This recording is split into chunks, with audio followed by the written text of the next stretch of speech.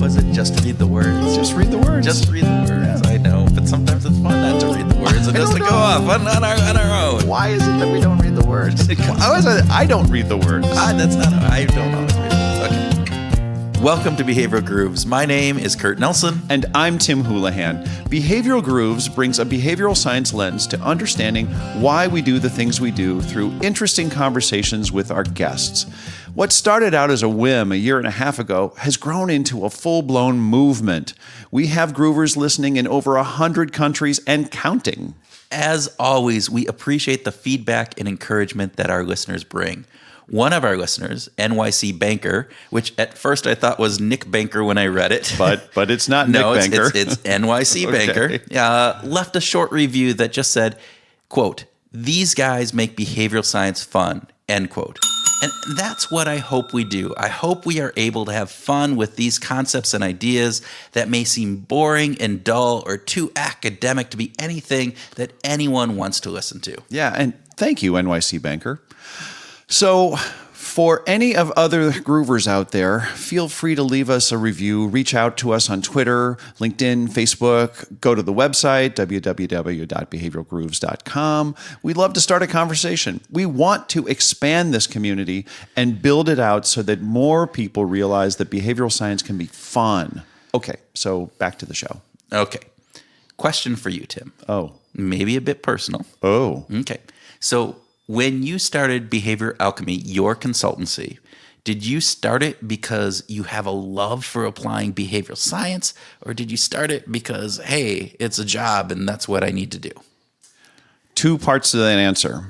So I started the business itself of Behavior Alchemy because I wanted to do what I love. Okay. I wanted to do that work. But I fell in love with that work, that application of behavioral science in my previous corporate job. And because I needed to do that for the work, and then I fell in love with it. So earlier in my career, I fell in love with what I was doing. I loved what I did. And then I got to a point in my career and I said, what I really want to do is what I'm loving. So I want to do what I love. So you didn't start off as an early child loving behavioral science and saying, this is the world that I want to go I learned how to play the guitar, and then shortly after that, it was all about behavioral science. Yeah, no, not at all. No. All right. So I asked that question because it is one of the many things that we talked with our guest, Steven Sisler, about. Steve is one of today's master-level behavioral profilers and lead behavioral analyst at the Behavioral Resource Group. He's written several books and spoken around the world at meetings and conferences. Yeah, like always, our conversations veered all over the place. From how we got into the business, it wasn't because he loved it, to toolboxes filled with tomatoes. Tomatoes? Yeah, get ready for that one. Okay. Personality profiles, crickets on shoulders. Crickets on our shoulders is a great part of the conversation. Communication styles, and tons more. Steve was super fun, energetic, and insightful. It's time to take a deep breath, give yourself some time to relax, and have some fun, and listen to our conversation with Steven Sisler.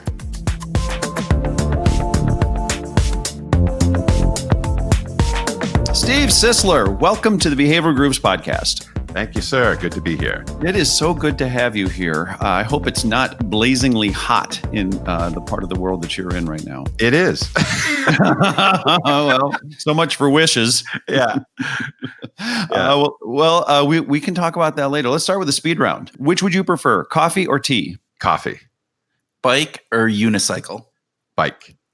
Living life without a laptop or without a mobile phone? Laptop.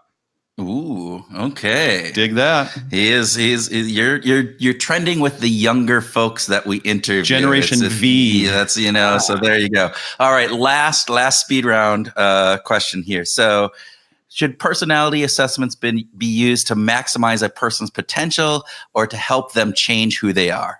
Maximize their potential. All right. And that was a lead in because we kind of talked a little bit about this as we were starting before we started recording here. Tell us your thoughts on that, because you have a personality assessment that you use quite often within your work, but help us understand a little bit about your answer to that one. Okay. Well, personality assessments are not predictors of performance. They're predictors of brain types who are going to try to perform for you. And so what determines performance is how well their brain aligns with what they're doing. And I like to put it this way. If you're a tomato, you're better off in a salad. If you're a hammer, you're better off in a toolbox. But at work, we've got hammers in our salads. Oh, ow.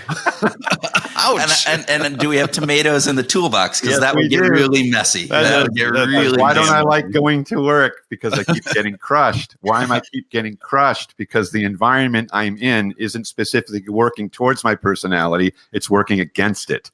Yeah. And so if I take a golf ball and I show you the golf ball and it says Titleist on the side, and I say, is this a good ball or a bad ball?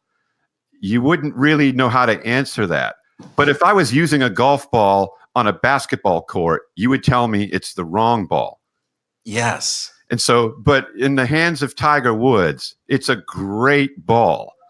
Okay. So this is the way we are at work. We're all different kinds of balls, footballs, volleyballs, basketballs, beach balls, all kinds of balls, and we're all playing in games. And what happens is we're using a beach ball on a football field, and then we fire them because it didn't work out. And the problem is it was the wrong ball for that game.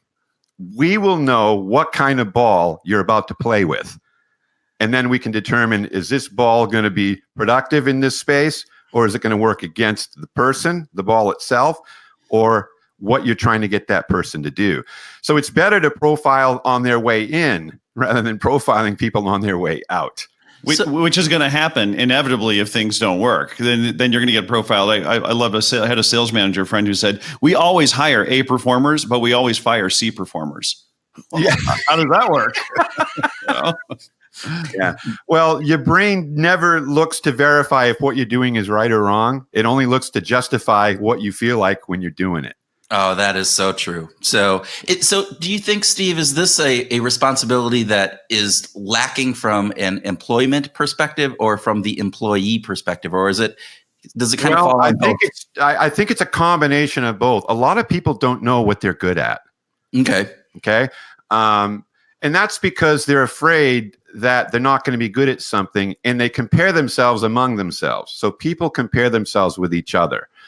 And then they rate themselves based upon how they line up to somebody else. They never rate themselves based upon themselves. Is some of this? I guess I think about the comments around, do what you love and you'll never work a day in your life and all that kind of bullshit. And there's this idea that if you just connect with who you really are, then everything is easy. But what I hear you saying, it is partly that, but it's partly the context. Then it's whether you end up in a salad or a toolbox too, right? Yeah, I don't do what I love. I love what I do. Okay, explain that. That's different. So most people are successful by accident. Well, Tim is. Even ancient King Solomon 3,000 years ago said the race is not given to the swift, nor the battle to the strong, but time and chance happen to us all. And so we are all products of time and chance. And we get into a situation in a work environment and it's not working out. We really don't know why, because we thought it was going to be amazing before we entered. Other times we're sitting at home doing nothing. I have a story here that really outlines this perfectly. A gentleman that I know who's since passed away a couple years ago, but he met an individual that told him this story where he got laid off after 20 years working at a steel mill. And it was in the winter and he fell into a depression. He had a 14-year-old son. And he was laying around the house complaining. And his wife said, why don't you go shovel the driveway or shovel somebody else's driveway just to get outside and get doing something and get your mind off the fact that you've been laid off and the plant's not going to reopen. So he did that. And he went to the different houses with his son and they decided to shovel snow for people. This one woman said, yes, I'd love you to shovel my driveway. They weren't charging people. They were just keep making themselves busy. She said, I also have some furniture in the attic. Would you mind removing that for me in the spring? Because I have nobody to help me. And they said, sure. That turned into an estate sales business worth multiple millions of dollars. And because when he emptied that attic, he found some nice pieces of old furniture, refinished it and sold it and realized he was onto something. That's and crazy. His son started working with him and it turned into a multi-million-dollar business. And finally he said, being laid off from that job was the best thing that ever happened to me, but it wasn't planned. Well, and you hear that all of the time. You hear many, many people who talk about wow, I wouldn't be where I am and as successful as I am today if it wouldn't have had this negative occurrence, whatever it was, happen to me in my past. And because I was going down this path and that path was not the right path for me. That's So right. how do you do that in a more purposeful way? Or can we? Or is it just happenstance? It's more happenstance. Now, listen, we try to be more purposeful. I started the Behavioral Resource Group 15 years ago, and my goal was to help families understand their teenagers. Okay. That's why I did it. Well, good luck with that. But all I kept getting were people that owned businesses and wanted help with employees. And in the 15 years, I've had about 250 .coms. I've worked with people in 18 countries and written 7 books, all because I wanted to help families with their kids. And I don't do any of that. Okay, so I want to get back to the love what you do versus do what you love. Okay, so as I was doing this, I realized I really loved what I was doing because I couldn't wake up early enough. I couldn't get there fast enough. I couldn't do it soon enough. But I didn't set out to say, what do I love? Because that's what I'm going to try and do. I never did that. I just was being in the world. And as you be in the world, you will, if you're a tomato and you're just rolling around in the world, when you land in a salad, it feels right. When you land in a toolbox, it doesn't. And so you either roll out or get out, depending upon where you're at. I used to shingle roofs in 111 degrees in Oklahoma. So I've done things and I'm like, why am I doing this? And then I stopped. But when I started doing this, I realized after the fact and while it was happening, how much I loved it. But that wasn't the reason why I really did it. I was just looking to be useful. And I didn't want to be told what to do by people all the time. And that's not a bad thing, but it didn't work for me because of the way I'm wired. I mean, I'm unconventional. I'm out of the box. I failed math in high school. I mean, there's things about me that no one would really want to hire. But the funny thing is now no one will hire without me. Oh, there you go. I love that. Crazy. That's great. But that's how it works. So we typically stumble into our best roles in the world, but it's only when you fall in love with who you are, not with who you think you're supposed to be. And so that's what I did. I just loved who I was. And through that process, discovered the capacity I had for doing many different things. And as I did it, I realized how much I loved it. Yeah, it's this understanding the descriptive you instead of the normative you, the person who you are as opposed to the person you want to be. Absolutely. Good. Yeah. And we view other people like that. We try to help them be who we think they're supposed to be versus appreciating them for who they are. And when we do that in work, the same effect happens. It's very powerful. So if you're that tomato and you're rolling around and you're not rolling into the salad as you're talking about, how can you as a tomato somehow help yourself roll into that salad so that you can be happier, more productive, feeling all those things? Here's what I did. When I had a painting company for 18 years called the Dreamcoat Corporation. This is before I did this consulting job. And I liked it, and it supported a family of 5 for 18 years. Okay. Up in Massachusetts by the ocean. So it was a pretty good business. But I wasn't feeling completely fulfilled. I wasn't totally happy with it. But I did realize this. If I don't embrace this and be grateful for what it is, the odds of me finding something else, I think, are going to be slim. And you know what I based it on? The movie The Prince of Egypt. The Prince of what? I am not familiar. The Moses Story, the Disney movie. Okay. Oh, Okay.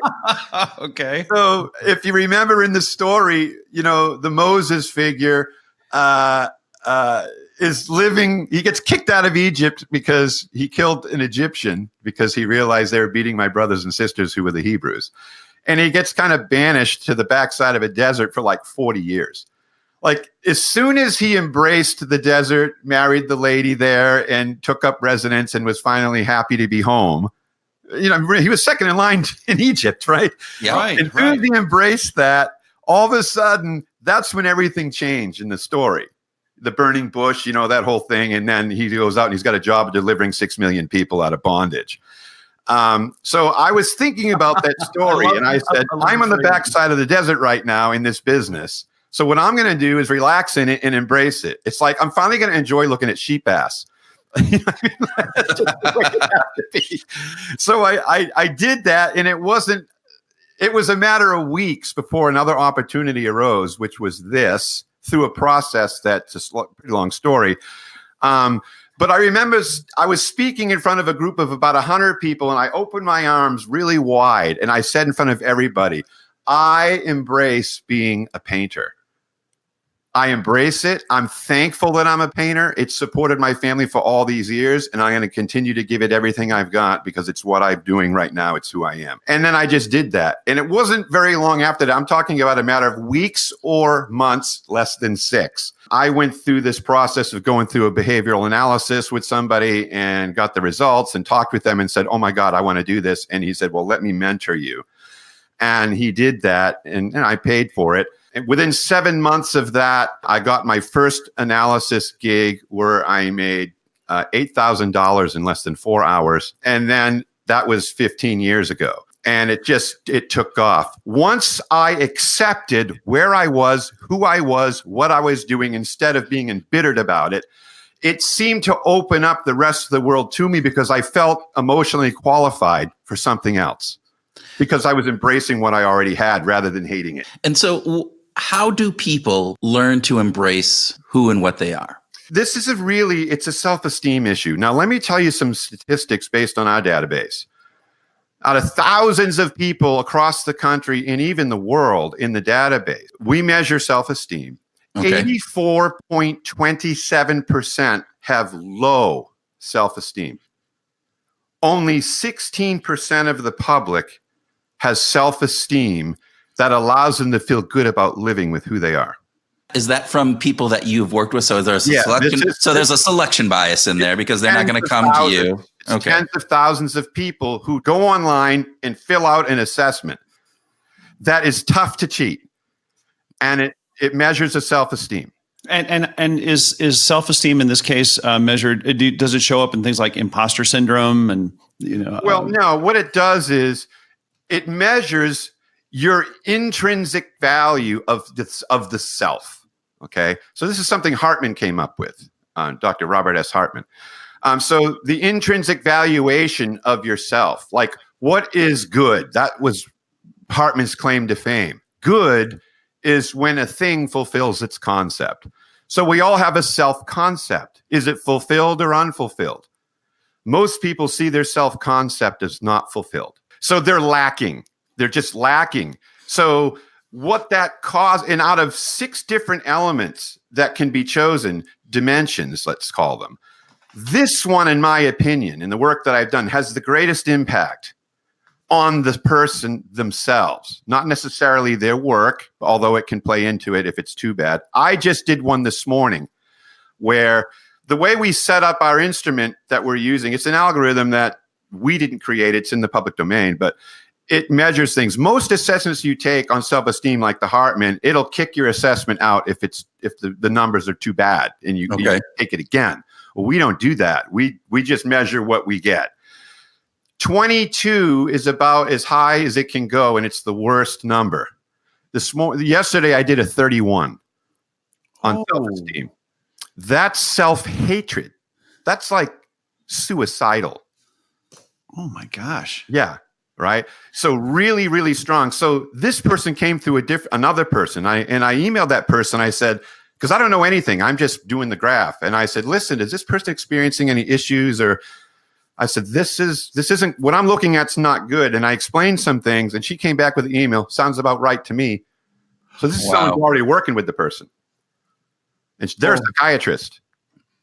Oh no. Yeah. So, but they have a coaching business that works with companies and so forth. But the PhD is in psychology, in psychiatry. So This was huge because I'm looking at this and I'm seeing, wow, when this person does anything and then they review what they did, they only see what's wrong with it.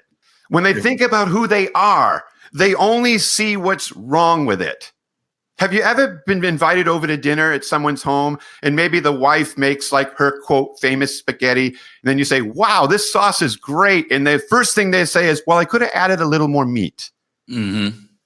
Okay. That's an inability to take a compliment. Like they didn't say this needed more meat. They said, this is great, but they thought about it. They said, no, it's not. Yeah. They're always looking at it from a negative framing. A negative framework. So when I say this is great and you're arguing with me, that means you're disallowing me to put any faith in you and see you as somebody worthy of existence. You're thinking, I'm not worthy. Please stop doing that. And they don't know they're doing this. No one's thinking about it. It's just playing out. So when you're doing this with corporations, with companies, you're still having to look at people on an individual basis. Yes. This isn't about just getting an aggregate measure and saying, oh, you got mostly tomatoes, not mostly hammers. I don't do that. It's got to be on it. Do that, but You can't. Don't do that. Yeah, No. yeah. So tell us about the work and how you apply it on an individual basis. Okay, so typically an organization contacts me because they heard through another organization that this will be really helpful. I take the main person first, the owner of the organization, and I run them through what I call the Holy Trinity, which is a behavioral, a motivational, and an axiological assessment. They all exist out there in the world, but we've created our own. My statement setting is raw and actual. You may take an assessment with another organization out there and it says like, oh, you're a golden retriever, right? You take mine, it says you have a fear of not being liked. It's very different. It just cuts right to the chase because we're about solving problems. And that's what we do. So the statements are very raw. And I will look at this and then I will debrief the person. So we don't sell assessments as much as we interpret assessments. Now I get people bringing the assessments from wherever they got it to me to have me read it for them, like a tarot card. And so I look at these and then I help them understand how they're wired. And now what they'll begin to realize is, oh my God, that's why this. Oh my gosh, that's why that. Like everything starts to come clear. And so I help them navigate that. And a lot of times in an organization, we have two kinds of authorities, title authority and functional authority. Mm-hmm. And so if somebody has title authority, then they have authority through being appointed and so forth. And if you're familiar with John Guyer's work, he always says emergent authority is so much better than title authority. In other words, who a group as a whole elevates into a position of leadership because out of love and respect, that person ends up being a greater leader than a person who's appointed for them. Yes. And so we look at these things and say, oh, okay, this is wonderful. You have the title, but you don't have a good enough function. This might be why you're frustrated. How are we doing so far? And they're like, yes. Oh my gosh. And maybe they were put in a position because we had an opening. We had something happen that was unfortunate. You're the one that seems most qualified. Let's put you in. And inadvertently, the company is setting this great person up for failure. 5 years later, they're going to get fired because they don't do their job well. Like, this is what happened. But nobody's addressing really why this happened. Well, we see it often in sales, right? Where the sales management position comes open and they pick the best salesperson to go and take that position. And they end up hating it and sucking at that position because their job, what they love and what they do is interacting with customers or however that sales position is working. Yeah. But now they've gone into a management role. Absolutely. Your typical sales type, I will say, I don't want to pigeonhole people, but just for the sake of this conversation, the typical salesperson is a visionary type, not a managerial type. Matter of fact, they don't know how they do what they do. The best salespeople pull rabbits out of hats, but they don't know where the rabbits come from. But when you get into a sales management role, you got to teach other people to go get the rabbit, put it in a hat, and pull it out. Yeah. Well, they don't know how they do it, so how can they help you do it? Well, that reminds me very much. I've heard, and I can't remember who said this, but they were talking about basketball coaches, and they're saying, the best basketball players never make the best coaches because they don't understand how they do what they do. But you get that third string basketball that made that has enough knowledge, but they worked at it and they figured out I have to improve this in order to do that. Right. So they were the ones who end up being the best coaches. Yeah. And I had a company that they just could not fill this role. They kept bringing people in that did that kind of work, and they kept elevating people up in the company that did that kind of work. None of it worked. So they called me and I said, have you ever thought about hiring somebody who doesn't know how to do that? And they're like, that's novel.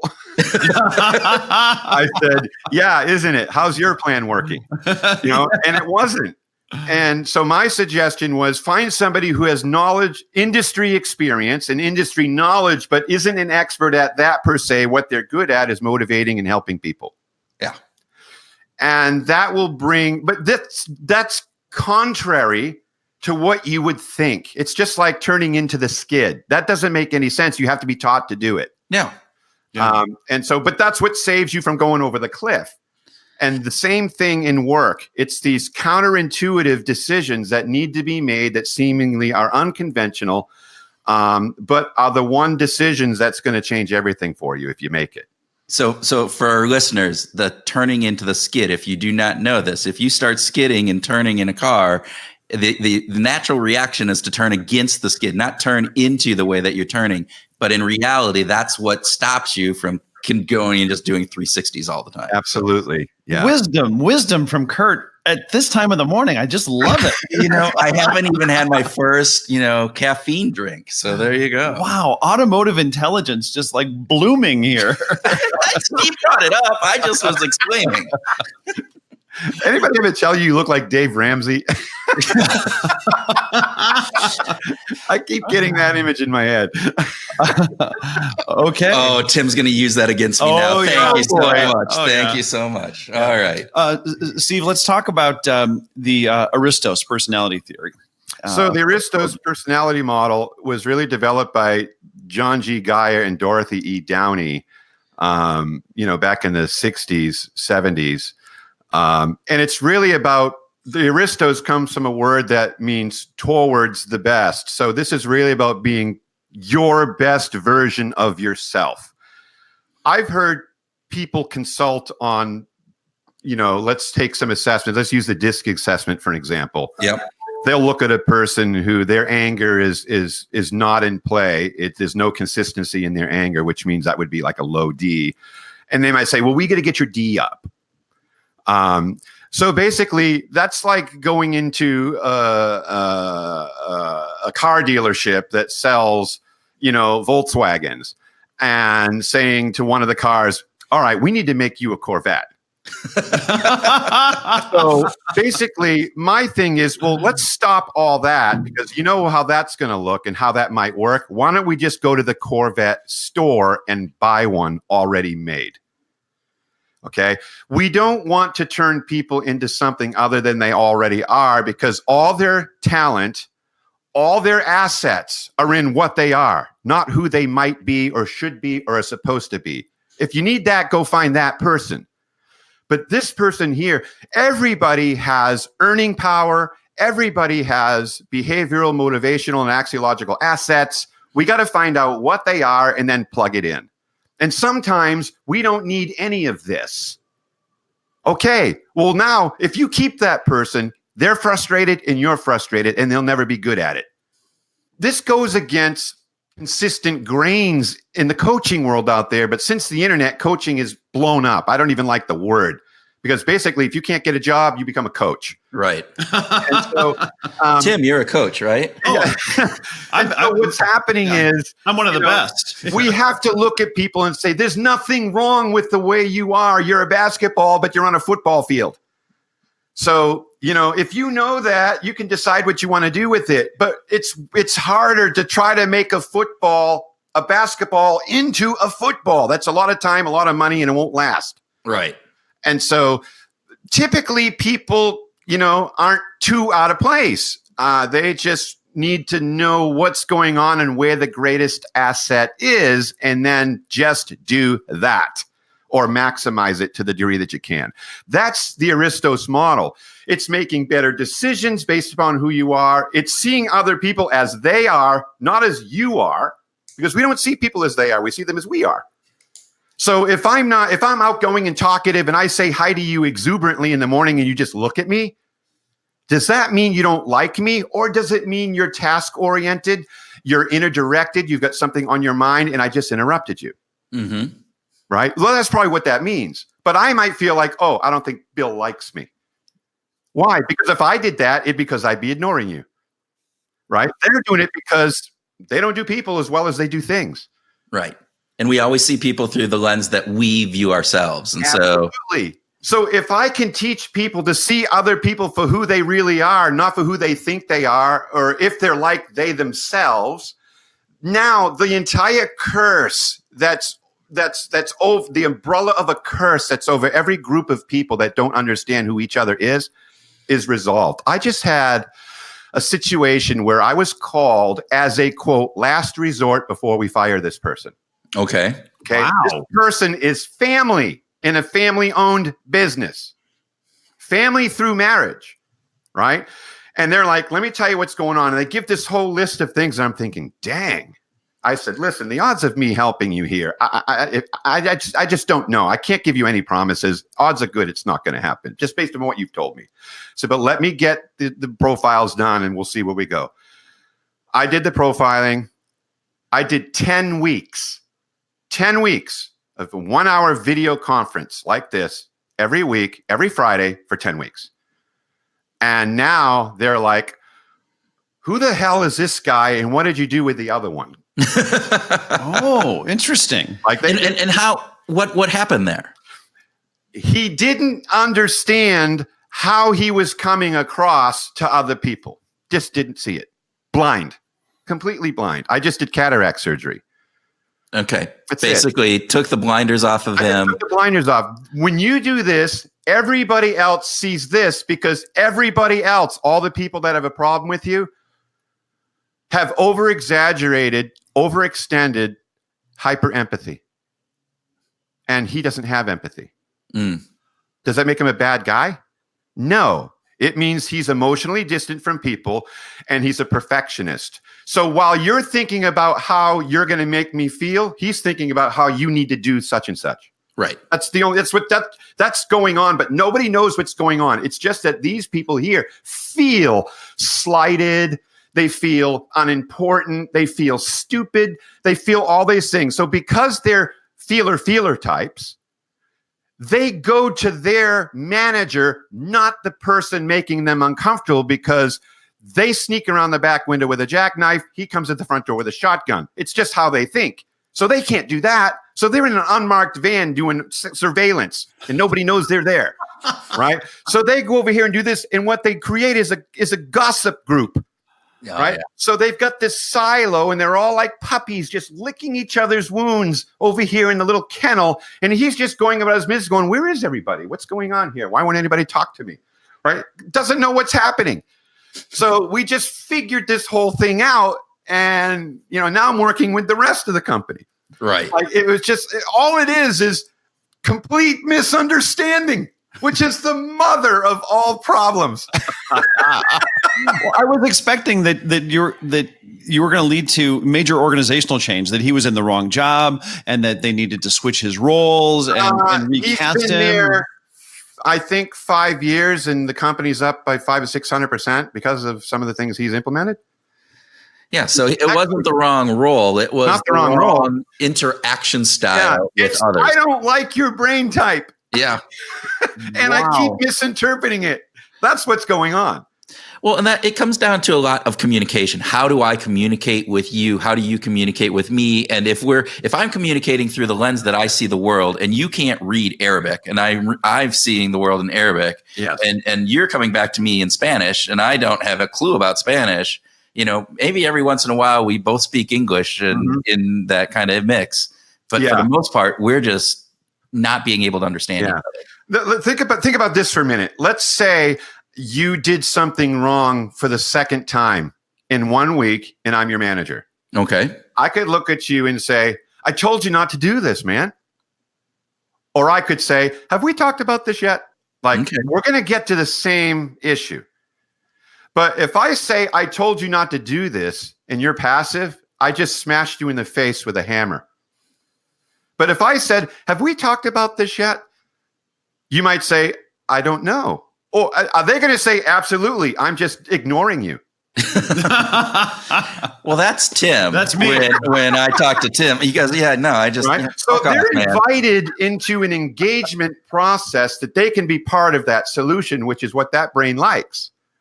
But if I just say, I told you not to do that, then that brain waits for the threat to be gone and then does what it wants. And that doesn't make them a bad person. It makes them human. So what I'm hearing you say, and correct me if I'm misunderstanding this or misinterpreting this component, the way that you're using personality in this sense is really it's I need to understand myself, which is important, but I need to understand how myself is seen by others, and so I need to understand others as much or better than I understand myself. Absolutely. Here's my formula: understand self, manage self. Understand others, manage your relationship with them based on how different they are. Yeah. That's it. That's what emotional intelligence is in a nutshell. Right? Fantastic. And so that's all that is. You know how many people have crickets, invisible crickets, just sitting on their shoulder, whispering in their ear all day, going, you sure you want to go in there? You sure you want to do that? You sure you want to say that? You sure that's going to be okay? You sure you're not going to get mad? Probably about 47% of the country. Wow. Okay, who has no cricket? Less than 4% of the country. One of them's our president. Right? No cricket at all. There's no cricket. Whatever You want comes to into tweet this- that? You sure you want to tweet that? Nothing. Bird's dead. Nothing going on there. Right? Just Former come to President shop. Bill Clinton. No cricket. You sure you want her to come in here and do this in the Oval Office? No cricket. No, Come on. Right? So when we don't have a cricket, we have nothing to measure our actions against that is going to say something contrary to them. So I can look at a company and see who's got crickets and who doesn't. It's easy. And now I know what's happening. I know why these people are apprehensive, because they got a big old invisible cricket sitting on their shoulder, questioning everything they do. All they do is second guess themselves. And then the people with no crickets steamroll them. Mm-hmm. It's beautiful, but that's what's happening. But now that everybody knows, it's hilarious. It's actually funny now to them. So do the people who you've got the cricket people and the non-cricket people, and do they change their behavior now? We talk about the G.I. Joe fallacy. Laurie Santos's model that knowing is not even close to half the battle. Just because we know doesn't actually mean we're going to act on it. That's exactly right. So knowing creates a new reality. Then you got to live in that reality, right? Or ignore that reality. So living in that reality is like this: when I'm with you, I'm going to use more commas and question marks than periods and exclamation points. So I create little rules. So when you're with this person, it's questions, questions, questions, and commas. Oh, really? How'd that make you feel? Well, da-da-da-da-da-da-da. Oh, that's interesting. Is that something that you think you'll continue to do? And, you keep doing this, and all of a sudden, that person talking starts realizing the error of their way. Right. They're pulling it out like water out of a well. And they can hear it in their own voice. Now I could say, you know what? You hold it right. You just said something that's really important. And then they're like, well, I can't argue with myself. I just said that's what I do. Oh my gosh. Like, yeah, do you think that's working? No, I just drew it. It was so deep in the well, they didn't even know it was there. Right. Right. So see, people that are like that don't tell themselves where they stand on the issue, and they don't tell you. The people that are opposite that, they tell everybody like it is. And so it creates this problem, right, and a challenge. So when we do this, and there's some people, they ask me, are you going to the meeting? And I just look at them and go, no. And stare at them. And they're like, okay, great. And they walk off. But if I did that to another person, they'd be like, are we done? What do you mean? I don't know what to do, right? And so that person, I say, no, I'm really not going to be able to go. Are you going? Yeah, I'm going to be going, oh, cool. If you see Bob, tell him I said hi. Okay, great. And they leave. Now their brain leaves going, wow, that was a good engagement. Well, okay, so this is your behavior. You are modifying your behavior to match the person that you're talking to. It's then. called mirroring. Yeah. Yes, you have to do a little bit of mirroring so people feel comfortable with you, because human beings are by nature against what they don't understand. Okay, think of a white-tailed deer, right? It's eating, it's listening, it's looking, and it goes down and eats. It hears an uncertain sound or has an uncertain smell. It jerks its head up. It looks around. This is the deer's limbic system. There's a signal that goes in that limbic system, and it gives it two choices: approach or avoid. Right. We all have that same component in our brain. Every one of us, the lizard brain, right? And so when you meet somebody and you have an engagement, you're not even a minute in and approach or avoid signals are going off. You're not conscious of it. You just know you don't want to have this conversation, but you don't know what it is. And so what we do is help people understand and navigate the differences in people and what it means and doesn't mean. And when we get that, and then when we see that, we reinterpret it differently. Do you know if you have your own website and you monitor your own website and put in and out images and so forth, you could go online, upload images to your website, change the website, and then you're all excited. You go back and you go into the website and look at it, and it's the same website you had yesterday. And you're like, what the heck happened? You didn't refresh it. You have to refresh the website because the cookies and the images and the cache on your local hard drive is the same as it's ever been unless you replace those images with the new ones.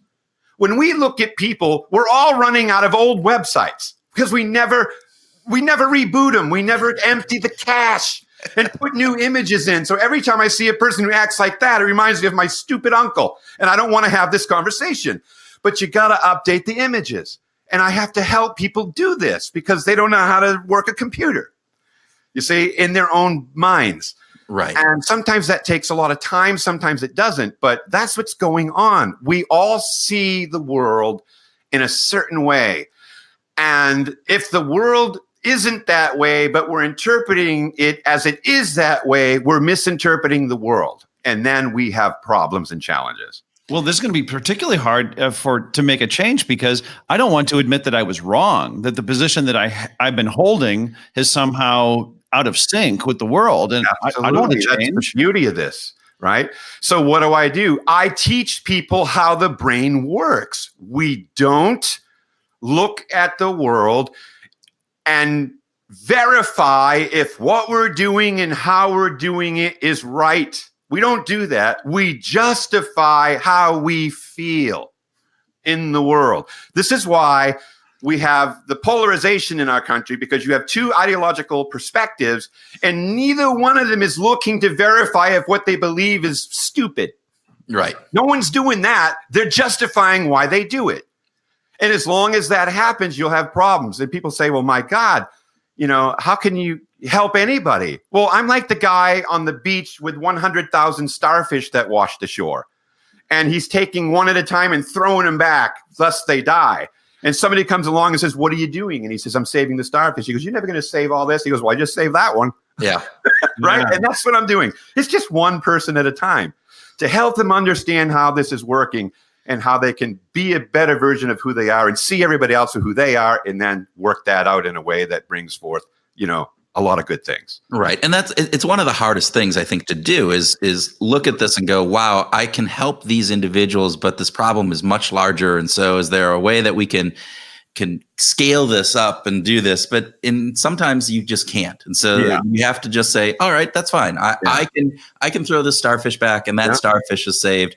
Sorry about the other 999,000 that are up there. Yeah. But, I was asked to come in and speak to a company about 7 years ago. And I did the upper echelon. So I did all the C-level people. And then I got all the results. And then I met with the CEO, founder, and I went through all his subordinates there. He said, tell me what you think about these people. But I said, yeah, no, they're great. But here's some things I'm seeing. I said, this person right here, he's your CFO? Yes. Okay. So he knows what everybody's being paid. Yes. Have you ever asked him if he's happy with his own pay? He said, no. Should I? I said, well, I want to show you something. Look at how his brain works. No matter what he wants, he can't get. What do you mean? I said, he wants to be in charge, let's say, because he's got leadership potential, because he has a power orientation in his brain. So he thinks about being in charge of things. But when you look at his behavior, he can't take charge. So he goes, well, what does that mean? It means he settles for what he can get, but he doesn't know how to fight for what he wants. He goes, okay, so what are you telling me? I say, I would check with him to see if he's content and happy with where he is on his pay scale right now, because he sees a lot of money going out, and a lot of it is a lot of money, and some people are making a lot of money here. I said, and if you think he's really good and worth keeping, it might be worth checking. And if it's 10 to 20,000 more, would that be worth it than getting another person? He says, yeah. I said, why don't you check? He got back to me a few weeks later. Guy was in the middle of building a new house. He didn't know that. He was strapped. He didn't know that. He wasn't saying anything. He didn't know that. And he was thinking about his options. He would have quit, resigned, never said why, and they would have been like, we don't know what happened.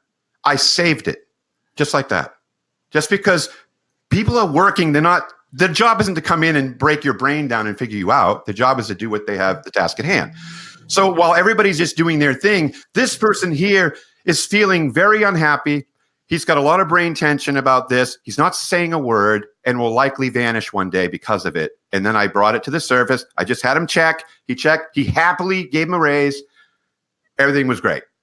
So, Steve, you said everybody's doing their job in various different things. But in my mind, and this is my mind, and so sometimes that goes off in weird places and isn't always in, the truth of things. But that leadership role ought to be, obviously there's some strategy and there's some actual things that they're doing, but that leadership role is really about understanding and how do I tap into the potential of the people that are working for me. Absolutely. So that should be their job. So shouldn't that have that owner or the president should have been asking those questions before you had to come in and save the day? Absolutely. Okay. Absolutely. But you see, people, when they get in a work dynamic, what most human beings do is start to compete. Right. So it's not compassion, it's competition. That's human nature, right? Everybody wants to rule the world.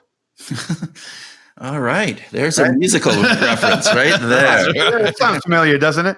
Right? Remember the cartoon Pinky and the Brain? Oh, yes. One of my favorites. Right. So what's the goal today? Take over the world?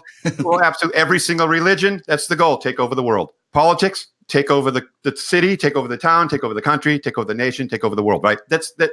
When Jesus comes back, what's he going to do? Take over the world. Like right. Everybody's main goal is to take over the world and be part of the winning team. Right. As long as I'm on the winning team, that's going to be great. Exactly. But what people don't realize that this is the psychological agenda and they don't know it. They just go in and they're doing their thing. And you ever heard of being thrown under the bus? Oh, yeah. How often does this happen? All the time. Every week with Tim, he throws me under the bus. Every week. See, people are trying to protect themselves within the competition, right? No one lays down. Nobody. As a rule, they have to be taught that. You look at nature, you get two mountain goats on the side of a mountain. I saw this on a National Geographic thing one time. And there's no impasse. They're going to butt heads and both careen down the edge of the cliff if something doesn't happen here. Guess what? One of them lies down, the other one walked right over it. Yeah. Right? It was fascinating. People don't do that. So, Steve, do you think because in that leadership position, they've risen through the ranks, do you believe that people with more of a competitive nature, so part of that, their own personality, tend to rise into those positions where, and again, it goes back into what we talked about earlier, if I'm a good salesperson, but I get promoted up into this management, maybe they're promoting the wrong style and different types of things that are needed for those. Is that something you've seen, or do you have a opinion on that? Yes. I mean, people inadvertently promote their friends. People inadvertently promote the loudest mouth.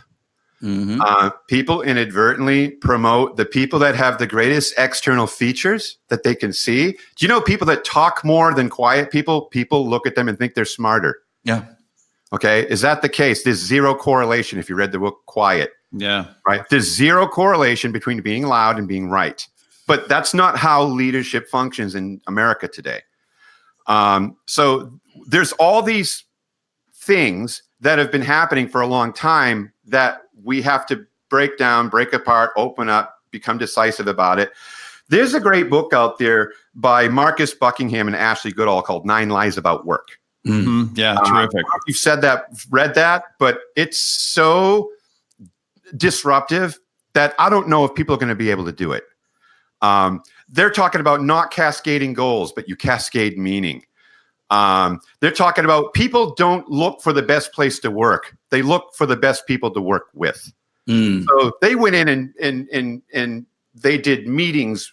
Buckingham went into Cisco and talked with thousands of people, all these different people about what they look forward to. This and that. They were looking forward to sitting at that table and having lunch with those 4 people, and they didn't even talk about work when they did it. And that's the highlight of their day. Yeah. I mean, this is crazy. And so it's human. It's human. This is the human condition. Right? But the model we have is to create income. That's what businesses do. And they do it as quickly as possible. And unfortunately, a lot of them at the expense of human beings in the process. Not every company is like that. I have some companies, they invest a lot of money into their people. Right. Because they know that they are the organization. Not every company knows that.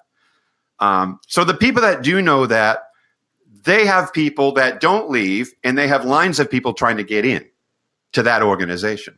Right? It creates this cultural dynamic where you matter, you're important, and we wouldn't have what we have if it wasn't for you. When people have that going on, they have meaning and purpose. When you have meaning and purpose, it feels better than money. And so the job is to help people discover meaning, and leadership to cascade that meaning down and have people come into work that feel like they're necessary, they're needed, they're important, they're an integral part of the organization. If people don't feel that, they're going to go somewhere else. And you've heard this, they don't quit their jobs as much as they quit their teams and bosses. Right. And so the problems in work usually are behavior-based, not education-based, not skill-based. They cover those bases bringing people in usually. And then they get in and it's like, uh-oh, what happened? And it's like there's dysfunction, but it's behavioral. Right. So a lot of times I just go into organizations. I'll be going out to Kansas on the 12th and the 11th and 12th, speaking to about 100 people about how the brain works. These are the types of brains. Which one are you? And everybody takes my assessment, so they all have it with them at their seat. And at the end, I just pick people out at random and say, let me see your numbers. And we write them down and shine them on the wall. And so I just stand there and start talking about them. How they think, how they do things, how they correct their kids, everything. And they are in tears, either crying or laughing. I mean, it's unbelievable. You are the magician. What's that? You're that magician that like is full, it's like here. Art, but they come away going, oh my gosh, I've had people come up to me going, I think I'm in the wrong role. I'm in the wrong role. They just get it, just like that. And they're like, now I realize why I don't want to go to work or why I feel the way I feel. Or I've been misinterpreting this other person in my life this whole time. I had a woman in a seminar I did, hadn't had a good conversation with her son in I don't know how long. He hadn't talked to his father in 6 years because there was a divorced family. He was locked in his room playing games and wasn't going to college. And she was in tears. So I said, call him up and get him to take this assessment. So she did, and he did. So it came in that afternoon. So in the seminar, I put her son up on the screen in front of the whole seminar. I said, here's your son's numbers. She stood up, and I said, here's how you talk to your son. And I just explained how we think that she was just looking and taking notes. And 48 hours later, after that meeting, she called me or emailed me and said, oh my God, best conversation I had with my son in I don't know how many years. A couple of months later, he's now speaking with his father. A couple of months later, he went to college. Yeah. That's terrific. Just like that. All misunderstanding. I love that. The natural outcome of communication, right? Absolutely. Well, it's the right communication. It's communication that is you are trying to communicate to make a better understanding between you two, as opposed to saying, this is what just regurgitating everything that's in your brain out at people that again, it goes back to that language. I'm not understanding you. I'm not trying to understand you. You have to try to understand me. And that's not how communication works. Who uses a head of lettuce to hammer nails? Like 60% of the workforce is doing this behaviorally with people in management. Wow. They're using a head of lettuce to hammer a nail, and they wonder why the nail isn't going in the wall. Let's just find good salads for those heads of lettuce, right? Yeah. And you've heard this. Everyone who's a hammer sees every human being as another nail. Oh, yeah. Wow. That image is just so powerful. Everyone's a nail, but everyone's not a nail. No. Some are tomatoes. Most people are not nails. Like, we've got the numbers, right? Most people are not nails. Most people are passive. Most people won't tell you where they stand on the issue. Most people second guess themselves. Most people think internally but say nothing externally. Most people doubt themselves. On and on and on and on it goes. And then you got a authoritarian leader with all these people that are more likely like that, and they're wondering why they're not doing the happy dance. Right. Right? It's incredible. It gets interesting, and you can take that analogy, and if you just apply that analogy to a number of different situations, I'm sure our listeners are thinking about this in their own world, right? Mm-hmm. I can look at organizations I work with. I can look at volunteer organizations that I volunteer at. I can look at local community government. I can look at state government. I can look at our national government. And you look at all of those things, and that analogy applies. That is, it fits in right there. So in understanding that, then hopefully what we can do is we then can modify our own way that we show up into the world. So you are only able to lead to the degree that you are willing to serve. Mm. And when you take that thinking and you look at the people you have and you want to understand them so you can serve them better, then you will already be ahead of the game in that model. Why do people love reality shows? Because they see the personality differences in play. Yeah. And they're fascinated by it. They can't stop watching it. But they don't see it in their own life. No, not at all. Why would we be introspective when it's so much more fun just to look at it on the TV and enjoy the entertainment value of it? That's right. Yep. There you go. Yeah. Tim, you want to talk music? I do. I want to talk about what are you listening to lately, Steve? What's playlists? Have you downloaded anything cool recently? Well, I went and saw A Star Is Born, and I got that soundtrack. Okay. And I love Lady Gaga. And she did an amazing job. It was unbelievable. And again, I think when I watch movies, I watch them as in a very deep sense, the people types and that kind of a thing and how that's playing out. But I do like movie soundtracks. Like if I see a good movie, I like to get the soundtrack because then I relive the feelings I had in the film through the song. Because it brings back those memories, right? Yeah, I do that a lot. I am more a listener of words than I am a listener of music, although I do like music. Like I like Foreigner. Okay. So if I put Alexa on or the pool pod out back when I'm in the pool, it's 70s/80s mild rock music. Foreigner, Electric Light Orchestra, maybe some Queen. I like that. And even my kids today, they listen to Mr. Blue Sky. Because it was playing in my truck when they were children. That's cool. That's and very they're cool. all, they like that genre of music. So before we started recording, you were talking about listening to a podcast, Sword and Scale, and said that you were so excited you went and got some music after listening to it on that. Do you remember that? Yes, I did. Yeah.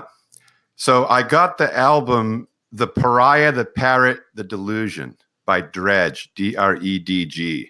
It's fantastic. I mean, to me, I love it. And one of my favorite songs on there is called Down to the Cellar. I said to myself, okay, this is going to be my bumper music for speaking. Oh, wow. Wow. That's going to be your on-stage, off-stage thing. On stage music. Yeah, I'm already going to get it cued, so just kind of play that. People are probably going to ask, what is that? Where's that from? And I'll tell them, get this album. Great. And now, is that in that 70s, 80s? No, not at all. Rock? Okay. It's not. It has a name. My kids would know what it is. It's not a mainstream type style. It may be for the younger people. I'm 56, for heaven's sake. But this album came out in 2009. I didn't know anything about it until I heard it on the podcast. And immediately I'm like, I hope to God he says who that is. And he did in the next sentence. Yeah. And I immediately got off the podcast and went and bought it. That's terrific. Well, I just love the idea of hearing you say, I bought it. Because I don't scam music. I buy it every time. Because I sell. Congratulations, man. I know what that's like. And I will buy the album. I mean, if you can't pay $9.99 to a creative person like that who blows your mind, you've got something wrong with you. Yeah, that's very true. Wow, you're my new god. I will worship you. That is, I think that's the best thing I've heard all day. Yeah. Oh man. Yeah. How true. Okay, Steve. Thank you. Thanks so much. Thank you. Hey, it's been fun, Steve, and thank you. Great job. Well, I appreciate you having me on. It was fun. I enjoyed it too.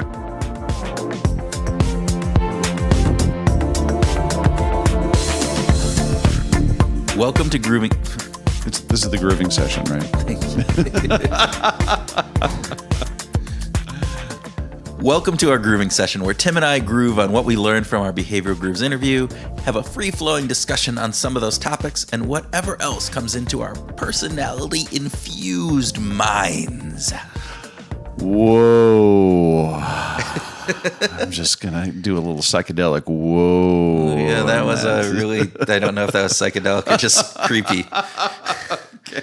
But no, we talk a lot about personality in this episode. I thought that was really cool because Yeah. it's one of the things that's actually, I used personality as part of my dissertation. So it was a nice going back to that. Yeah, So you did. You dig that stuff. You really do. I do. It was, I don't know if I dig it, I'm not getting a shovel out This and is- digging it. This is Behavioral Grooves. It's going to be groovy. No, but I do look at it. It's very interesting because I think there's a lot of personality assessments that are out there on the market that are just crap, right? They are just bullshit crap, Right. You can go ahead and name them. The Myers-Briggs is the one that comes, top, which is the most used personality assessment in the world. Yeah, we have to stop using that, especially at work. Yeah, because one of the factors, it has this component where people go, oh yeah, that's me. And so it has this kind of face validity to it. Yeah, so does a horoscope.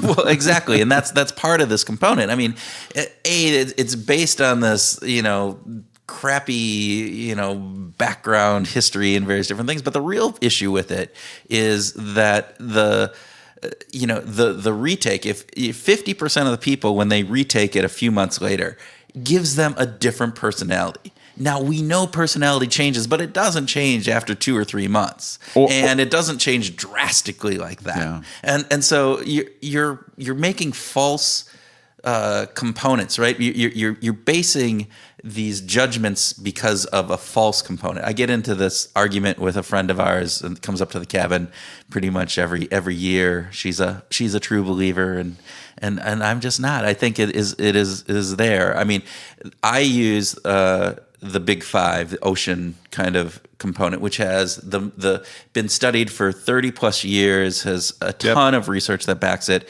And I think Axios probably is pretty good. I don't know that much into it, but it sounds like it has some very good, it's got a good research reputation behind it. And so various Yeah, it different does. things with that. All right, so that was my little tirade. Sorry, listeners. That was my little deal, just going off on that. I think it's good. My personal memory of Myers-Briggs, the first time I took it, I was in my early 20s. I was being considered for a management job. And so I was asked to sit down and take this and do a whole bunch of other tasks and tests. And they came back and they said, well, we're not sure if your personality is right for this job. And I said, well, how should I have answered the questions? Like, what mindset should I have been? And they're like, well, you should have been thinking about how you are at work. I'm like, well, the questions aren't framed as work questions. No. So it was like, what? So it seemed screwy to me right at the beginning, right? The very first time that I encountered it. I guess that's what I'm saying. Were they saying that you weren't managerial quality? Is that what they were saying? Right. Well, maybe it worked then. I don't know. Oh, I'm sorry. I went on to manage lots of people. And you did a really good job. There you go. Well, I had a career in it, but I don't know. But it's odd, though. You're doing your self-deprecating thing. That's what you're going to talk about. Oh, there's right? not enough meat in the sauce, right? Yeah, that's what Steve said. All right, so let's. What did you find interesting about? Well, I want to come back to there's not enough meat in the sauce. Okay. Well, let's start with Steve. First, such a fun conversation. Really, I really enjoyed talking to him. And the big quote for me is, "We don't see people as they are. We see people as we are." I know. Oh, that's like wisdom there, man. That's just like wisdom. Wisdom in a sentence. There, it's true though. We look at people and we judge them. We judge their intent based on how we see the world, not how they come to the world. And I think it's a really important component, and particularly as we are trying to work together in teams or even just trying to learn and get to know somebody. It's really difficult for us to put ourselves into their shoes. And yet that's really what we need to do in order to understand them. And aside from being difficult to put ourselves in their shoes, we, with our biases, we aren't even doing a good job of putting us in our shoes. That's my big beef with that, is how we endow ourselves with all kinds of logic and ability when we're judging someone else that we disregard in a situation that's like that, ourselves. My favorite example is, I had to cut that guy off when I was trying to when he wouldn't let me into the exit lane to get off the freeway. So I had to cut him off. Right. And then he flips me off. And then I'm like, you MF, I can't believe what you didn't let me in. Okay. So I'm, from my perspective, I'm pissed at him for not letting me in, but he's just driving along. I didn't prepare. I could have slowed down, could have gotten in behind that car. I could have gone on to the next exit and turned around. There's a whole variety of things I could do, but my biases kept me from seeing that and saying, God damn it, all I wanted to do was just get off the freeway at that exit, and that dude wouldn't let me in. Yeah. It's the component of saying, I'm looking at my needs, my intentions, and that so frames my viewpoint on the world that it's very hard for me to step out of that mindset and to say, wait, he was just driving. He had no clue that I had to get off at that intersection. Also the fact that, hey, I probably in reality should have been slowing down and getting over into that lane a lot sooner than what I did here. Right. But we don't take that into account, right? No, my thing is that guy didn't let me in. It's not that it was my fault to begin with that I was in that situation. So we're judging him as an asshole. We're judging him as a bad driver, and you're gonna layer all this stuff on him that is being processed by our bias. Right. By being processed by our needs that, of course, he has no idea of what's going on. Yeah. A lot of your work, though, Kurt, your thesis came from self-schemas and self-identities, right? Yeah. And so I love hearing you talk about this, because this is really core to the self-identity thing, right? We are using our own identity to process how we're seeing the world and seeing others. We are, and I think there's a really key component of this that Steve brought up again, which was the little cricket that's on our shoulder, right? He brought up that whole component. And regardless of whether or not you think our president has a cricket or doesn't have a cricket, I think there is some reality there. And it's the self-talk component that we have with ourselves, right? It is the component of our identity gets formed because of the words that we use to describe who we are. And that's that you're, and just to clarify, that's the words that we're using, like when we're literally talking to ourselves, right? That's inside our head, but also it's the words that we use outside that sometimes have a stronger force because now they're public, and so now we have this confirmation component, this consistency element that Cialdini talks about, right? That I have said this in public, so now I have to reinforce that with reality, and then you get into this whole component of do my behaviors match this self-identity that I have? And so how do I overcome that? Does my identity shift in order to fit with that? Or do I discount that, which is the main thing that we typically end up doing? Or do I shift my behavior in order to then realign with actually what my self-identity is? And so those are some interesting components that we're going into this. And regardless of where we're having that conversation, if we're having that conversation at home or at work or in the locker room or on a bus with Access Hollywood, wherever we are, those things, those words that we're saying are going to have some relationship to our self-identity, right? I've never had an opportunity to have a conversation on a bus with Access Hollywood, but if I was, I think it would probably represent, my personality of who I really am. That being said, the talk that we do, right, that self-talk has a big impact not only on how we view ourselves, but then how we present ourselves to the world, right? Yeah. And so as we talked about, what Steve talked about is that self-talk. You go to somebody's house and they make you this great dinner and it's actually fantastic, and you go, wow, this was great. And I say, I could have had more meat in the sauce. Right. You're not. So what you're doing is that you're not deprecating. You are discounting your own value and discounting the value that somebody else is saying, hey, this is great. You have done a great job.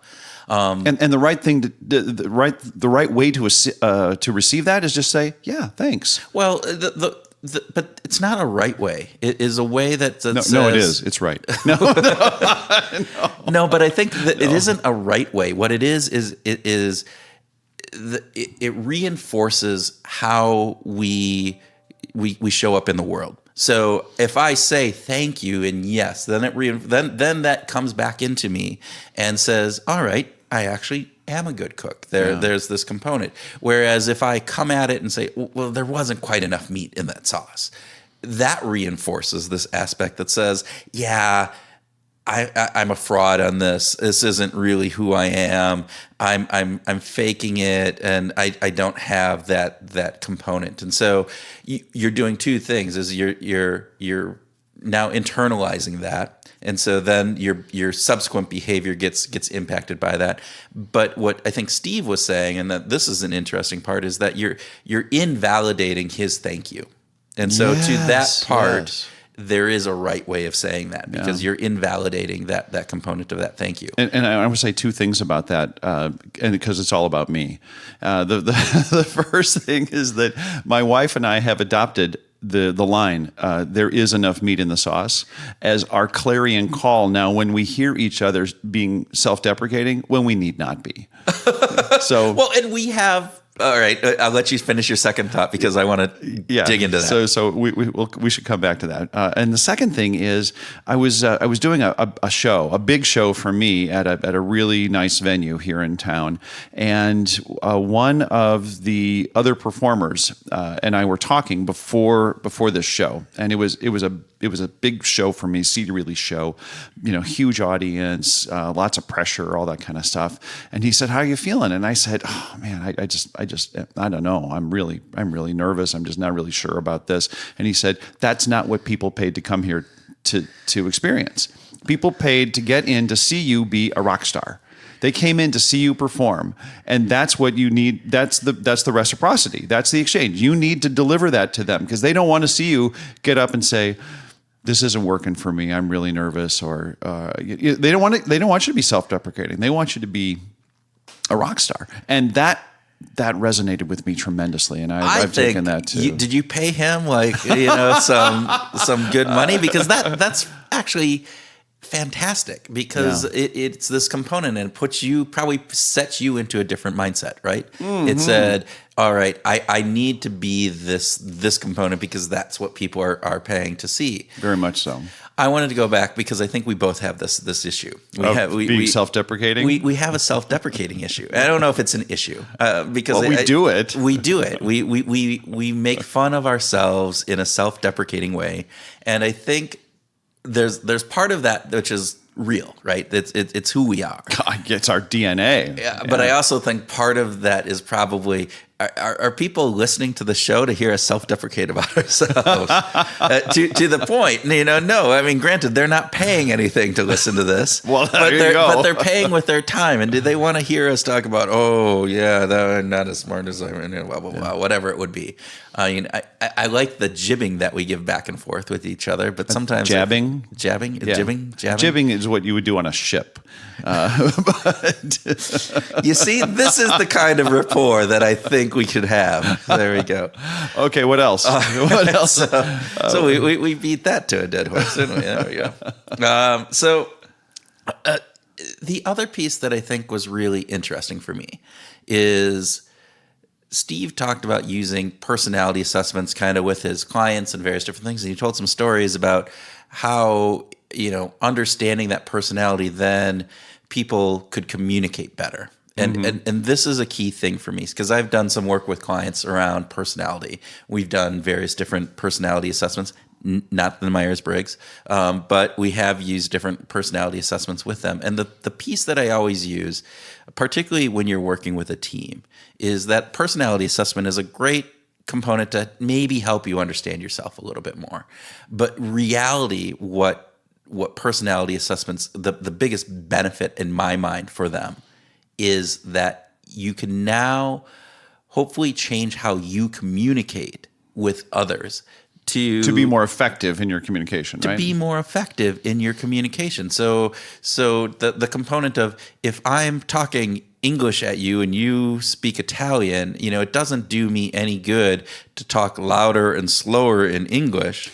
I need you to understand. It doesn't help, right? And that's the thing that happens with personalities is that, again, we don't see people as they are, we see people as we are. And so when we come at it saying, well, they should understand this, this is how it is. And their lens that they're viewing the world through is a different lens. And so you have to put words and the way that you communicate into their lens so that they can see it. You need to learn some Italian, or you need to learn to draw pictures, or you need to learn some other way of communicating with these people so that they understand and so that you can come to some consensus and actually be talking about the same thing. Because oftentimes we aren't. We are ascribing intent when based on our own identity as opposed to their identity. And when that comes to communication, there's all these components that get cross-wired in it. So in some ways, that's a sort of a social reciprocity thing. It's a respect, right? It also reminds me of Kimberly Crenshaw's work in intersectionality. And she's a civil rights lawyer. Okay. So she's not a psychologist, but she talks about the importance of bringing our fullest selves to the workplace. Okay. Bringing all of who we are. And the personality test is a way to help us understand that. Right. Right? That's a lens that we can use for ourselves. But if all of us bring our fullest selves, then we have to be more respectful. We have to be knowledgeable about who this other person is that's sitting across the table from me so that we can communicate effectively. Right. We can have those conversations which are about who we are, but also understanding that who we are in our own minds isn't necessarily how other people view us. And so we need to help those other people understand how we see ourselves as well as understand how they see themselves so that we can kind of get closer together on that shared picture of the world. Yeah, that's terrific. Are we ready to talk about music? I'm not prepared. I'm never prepared, but we'll talk about music. We've been talking about, earlier this morning, we were talking about playlists. Oh, wait. I just, before we go, I just caught myself, right? What did I just say? I'm never prepared to talk about music. Yeah. I always do the There is self-deprecating thing about music, and yet in reality, You are I super talk musical. I talk about music. We talk about music all the time, and so There all right, is- I'm gonna try to. I know I won't, because some of it is just playful, and there's this jabbing, right? Yes. Jabbing back and forth between us.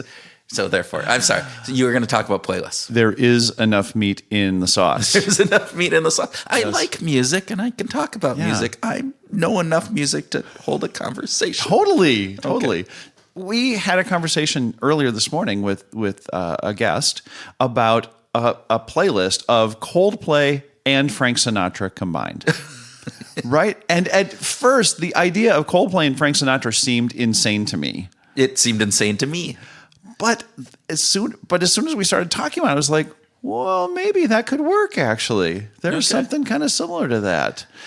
So do you ever put together playlists that are sort of intentional opposites, or what might be perceived as opposites, to have sort of an interesting mix? Or are your playlists a little more homogenous? Like you'll say, okay, we've talked about the French cooking music, and just serve up the French cooking music.